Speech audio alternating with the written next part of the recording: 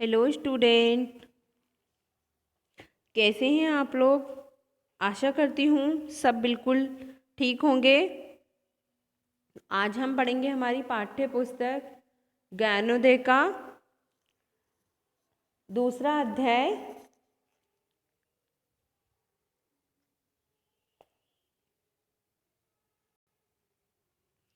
तो बच्चों, अध्याय के अंदर हम चैप्टर पढ़ चुके थे, तो हमारा अध्याय कंप्लीट हो चुका था। अब हम करेंगे हमारे प्रश्न उत्तर और बुक एक्टिविटी। तो सबसे पहले हम शब्दार्थ करेंगे। इस पीडीएफ में आपके शब्दार्थ नहीं आए हैं, मैं ऐसे ही समझा देती हूँ।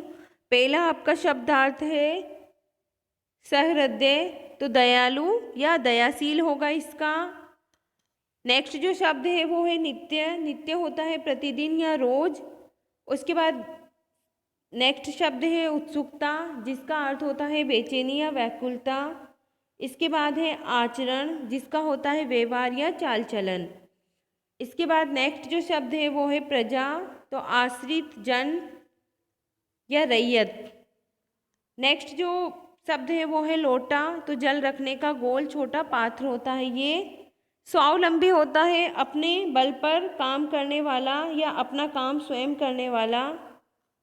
इसके बाद है मिसाल। मिसाल होता है दृष्टांत या नमूना।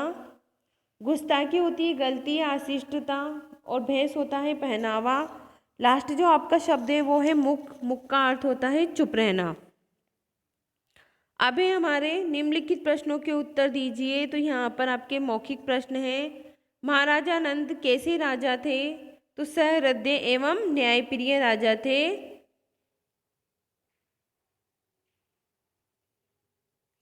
इसके बाद ही महाराजा नंद अपने मंत्री के साथ प्रतिदिन कहाँ जाते थे? तो प्रजा के सुख दुख एवं गुरुकुलों की प्रगति का जायजा लेने वो जाते थे। नेक्स्ट प्रश्न है महाराजा नंद गुरुकुल में क्यों गए? तो अपने पुत्र की शिक्षा और गुरुकुल की स्थिति के बारे में जानकारी प्राप्त करने के लिए महाराजा नंद गुरुकुल में गए। आचार्य ने महाराजा नंद से क्या पूछा? तो राजा के गुरुकुल में आने का कारण पूछा। नेक्स्ट प्रश्न है हमारे लिखकर, जो कि आपको नोटबुक में करने हैं। निम्नलिखित प्रश्नों के उत्तर दीजिए। तो महाराजा नंद की न्यायप्रियता एवं सहृदयता का वर्णन कीजिए। तो यहाँ पर हमें महाराजा नंद की न्यायप्रियता और सहृदयता का वर्णन करना है। तो महाराजा नंद क्या थे?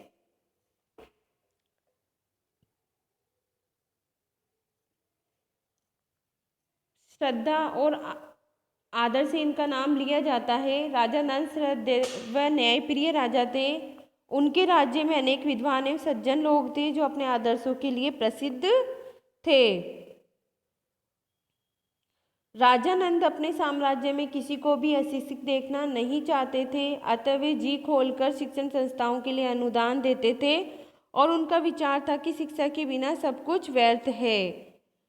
वे समय समय पर अपने मंत्रियों के साथ भेष बदलकर अपनी प्रजा की सुख दुख एवं गुरुकुल की प्रगति का जायजा भी लेने जाया करते थे। नेक्स्ट प्रश्न है महाराजा नंद ने गुरुकुल में जाकर क्या देखा? क्या महाराजा नंद राजकुमार की शिक्षा से संतुष्ट थे? तो महाराजा नंद ने गुरुकुल में जाकर देखा कि आचार्य एक हाथ में लोटा पकड़े दूसरे हाथ से पानी लेकर अपना मुंह धो रहे हैं तथा राजकुमार आचार्य के सामने चुपचाप खड़ा है। राजा को ये बात अच्छी नहीं लगी। शिक्षा देने वाला गुरु लोटा पानी तौलिया लेकर अपना कार्य स्वयं कर रहा है और राजकुमार मुख दर्शक बना चुपचाप खड़ा है। राजा अपनी सहन शक्ति खो बैठे। उन्होंने तुरंत अपने पुत्र को फटकार लगाते हुए कहा, तुम्हें शिष्टाचार का ज्ञान नहीं है। तो क्या महाराजा नंद राजकुमार की शिक्षा से संतुष्ट थे? तो महाराजा नंद राजकुमार की शिक्षा से संतुष्ट थे। महाराजा नंद गुरुकुल में क्या देखकर निराश हुए?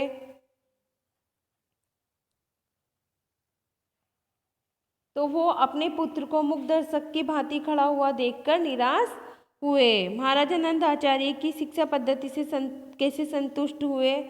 तो जब आचार्य ने उन्हें बताया कि वो क्या कर रहे थे, कि स्वावलंबन का पाठ पढ़ा रहे थे।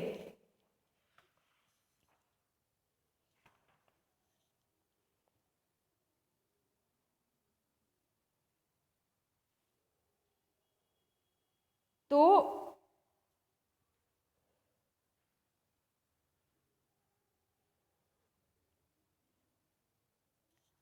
आचार्य कहते हैं फिर उनसे कि गुस्ताखी माफ करें, आपका पुत्र आपके द्वारा कहे गए समस्त आचारों को पूरी तरह पालन करता है, परंतु उसका मेरे सामने खड़ा रहना, मेरा अपना कार्य स्वयं करना मेरी शिक्षा का एक अध्याय है।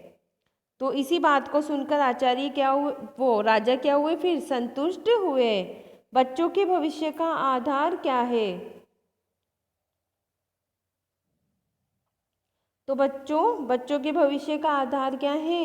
गुरुकुल है। और वर्तमान में क्या है बच्चों के भविष्य का आधार? विद्यालय। इसके बाद है सही उत्तर पर सही का निशान लगाएं। तो महाराजा नंद के राज्य में अनेक विद्वान तथा सज्जन लोग थे जो प्रसिद्ध थे। यहाँ पे 4 ऑप्शन हैं, अपने आदर्शों के लिए, अपनी कुटिलता के लिए, अपनी क्रूरता के लिए, अपनी संपन्नता के लिए। तो अपने आदर्शों के लिए यहाँ पर राइट ऑप्शन है।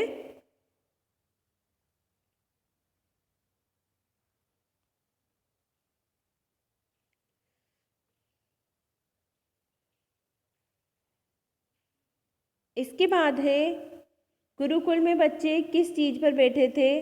तो कुर्सी पर, दरी पर, चटाई पर, फर्श पर बिना कुछ बिछाए। तो बच्चे क्या कर रहे थे? चटाई पर बैठे थे। नेक्स्ट क्वेश्चन है, हम बच्चों में भविष्य का बीजारोपण कैसे करते हैं? व्यायाम कराकर, अपने आचरण द्वारा अच्छे संस्कार देकर, महंगे गुरुकुल में नामांकन कराकर, या उपयुक्त सभी। तो अपने आचरण द्वारा अच्छे संस्कार देकर हम क्या करते हैं? बच्चों के भविष्य का बीजारोपण करते हैं। आचार्य बच्चों को कौन सी शिक्षा दे रहे थे? तो आचार्य बच्चों को युद्ध की, राजनीति की, स्वावलंबन की, या खेल की। तो आचार्य बच्चों को स्वावलंबन की शिक्षा दे रहे थे। महाराजा नंद आचार्य की शिक्षा पद्धति से संतुष्ट नहीं थे, संतुष्ट थे, खिन्न थे, उपयुक्त सभी। तो वो क्या थे? संतुष्ट थे। नेक्स्ट है किसने कहा, किससे कहा। तो यहाँ पे एक वाक्य दिया गया है, इसमें हमें बताना है कि कौन कह रहा है और किससे कह रहा है। आप अत्यंत क्रोध में हैं। किसने कहा? आचार्य ने। किससे कहा? महाराजा नंद से कहा। तुम्हें शिष्टाचार का ज्ञान नहीं है। किसने कहा? नंद ने कहा। किससे कहा? पुत्र से कहा। अपने क्रोध पर नियंत्रण रखें। किसने कहा? आचार्य ने। और किससे कहा? नंद से कहा। गुस्ताखी माफ करें। किसने कहा? आचार्य ने। और किससे कहा? नंद से कहा। अपना काम स्वयं करें और इनके सामने मिसाल पेश करें। किसने कहा? आचार्य ने कहा। किससे कहा? नंद से कहा। नेक्स्ट है हमारे व्याकरण के टॉपिक। निम्नलिखित शब्दों को पढ़े, समझे एवं लिखे। तो यहाँ पर दिया गया है निर्धन अक्षर, निरक्षर, निर्धन जन, निर्जन।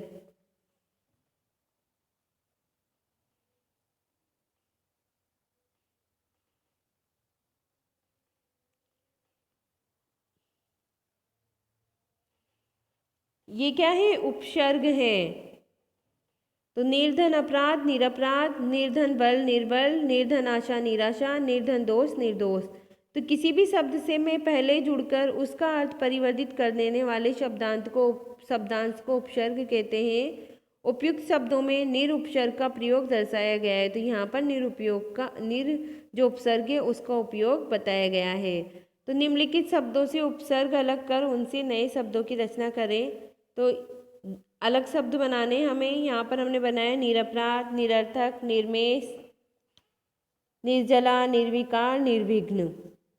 नेक्स्ट है निम्नलिखित शब्दों में उचित उपसर्ग लगाकर नए शब्दों की रचना करें। तो यहाँ पर हमें दूसरे जो और उपसर्ग हैं वो लगाने हैं। गुण के आगे लगेगा निर्गुण, भाव के आगे अभाव, था के आगे अथाह, दान के आगे अनुदान, ज्ञान के आगे अज्ञान, मान के आगे अप उपसर्ग लगेगा, पुत्र के आगे कु उपसर्ग कुपुत्र, आगत के आगे सु उपसर्ग सुआगत।